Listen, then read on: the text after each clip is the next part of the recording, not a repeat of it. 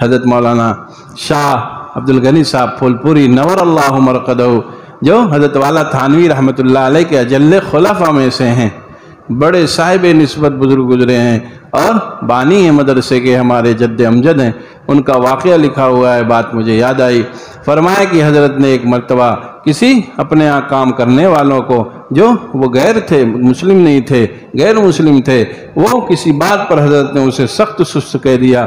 حضرت نے وہ کام کر رہا تھا وہاں پر، حضرت کو لگا کہ کام صحیح سے نہیں کر رہا ہے، اس کو ڈانٹا کہ تم صحیح سے کام کیوں نہیں کرتے ہو، مزدور تھا وہاں، کام کرنے والا تھا۔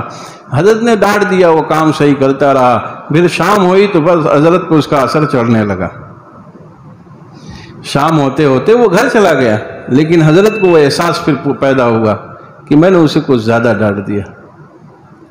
کیا فرمایا؟ مجھے لگ رہا ہے کہ غلطی اس کی کم تھی، میں نے باتیں کچھ زیادہ کہہ دی۔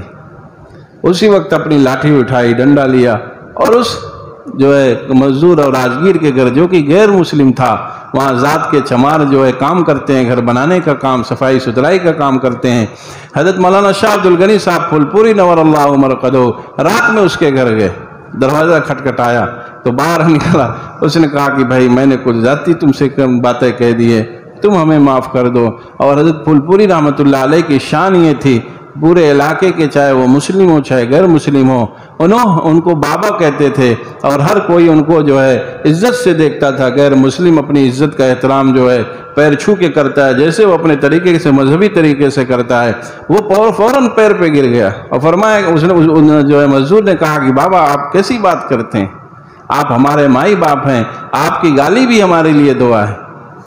حضرت نے فرمایا نہیں بھائی، ان باتوں سے کام نہیں چلے گا، تمہیں کہنا پڑے گا کہ ہم نے معاف کیا۔ اب اس کی تو بیچاری کی جان نکلی جا رہی کہ یہ کیا کہہ رہے ہیں، ان سے تو سب دعا لینے جاتے ہیں، مجھ سے معافی مانگنے آئے، میں کیسے کہوں؟ کہا بابا کیسی بات کرتے ہیں، معافی کا کیا سوال ہے؟ کہا نہیں دیکھو، جب تک اپنی زبان سے یہ بات نہیں کرو گے کہ ہم نے تم کو معاف کیا، ہم تمہارے دروازے سے نہیں جائیں گے۔